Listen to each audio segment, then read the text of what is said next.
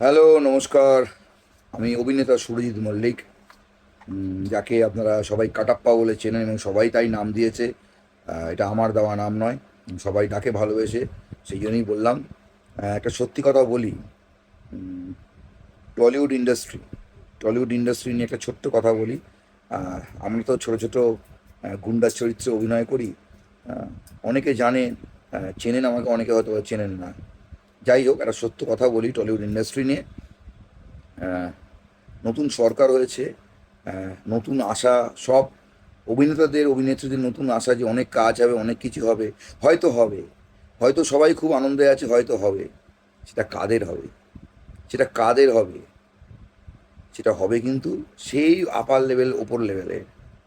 আমাদের কিচ্ছু হবে না। আমরা যারা ছোট ছোট অভিনয় করি, ছোট ছোট চরিত্রে অভিনয় করি, আমরা একই জায়গায় পড়ে থাকবো। এটা আমি গ্যারেন্টি দিলাম। একই জায়গায় পড়ে থাকবো। নাহলে আজকে আমি অভিনয় জগৎ থেকে সরে আজকে আমি যাত্রা করছি। যেটা আমার প্রাণ, যেটা আমার ভালোবাসা, সিরিয়াল, সিনেমা, সেটা থেকে বেরিয়ে আজকে আমি যাত্রা করছি। কেন? পয়সার জন্য? টাকার জন্য?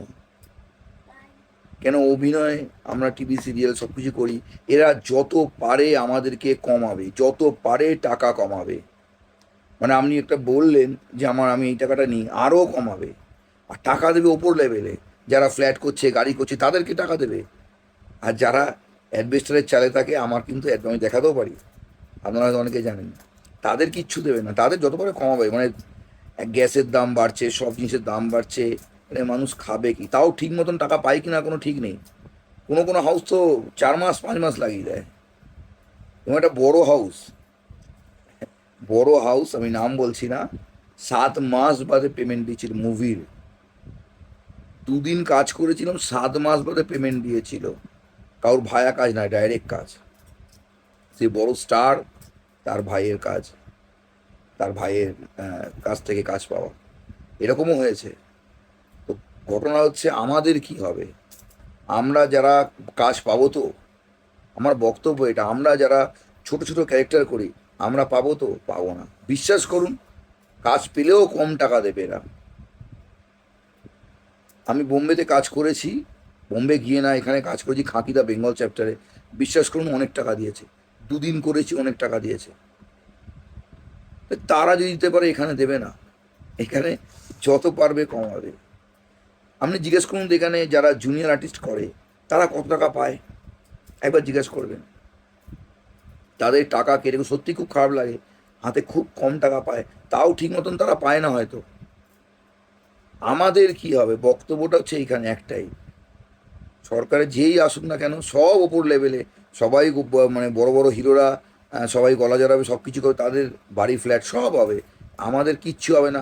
আমরা তাই চাই না, আমরা চাই একটু ভালো চরিত্র, ভালো ক্যারেক্টার, যেটা আমরা ফোটাবো, মানুষের কাছে যাব। এটাই তো আমরা চাই। যারা লাইন দিয়ে অডিশন দেয়, সব কিছু দেয়, তারা চায় একটু ভালো কাজ, ভালো সুযোগ পাওয়ার জন্য। সেই সুযোগটা দেওয়া হয় না। এটা হচ্ছে রিয়েল ঘটনা। সেই জন্য একটা আবেদন করছি, নতুন সরকার, আপনারা একটু দেখবেন, যাতে আমরা যারা ছোট ছোট অভিনয় করি, গুন্ডার চরিত্র হোক, এবং যারা যারা আরও ক্যারেক্টার করে ছোট ছোট, তারা যেন ভালো ভালো কাজ পায়। আর আমাদের পারিশ্রমিকটা বাড়ে, যাতে আমাদের মানে টাকা পয়সা নিয়ে যতটা পাই তার থেকেও কমানোর চেষ্টা করে, এবং কমায়।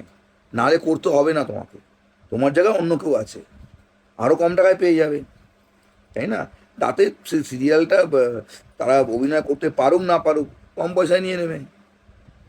এটাই আবদার বা আবেদন বলতে পারেন, যাতে আমরা ভালো ভালো কাজ পাই এবং সঠিক পারিশ্রমিকটা পাই, যাতে খেয়ে দিয়ে দুটো ডাল ভাত খেতে পারি। এটাই চাই, আর কিচ্ছু চাই না। যদি ভুল বলে থাকি, তাহলে ক্ষমা করবেন। নমস্কার।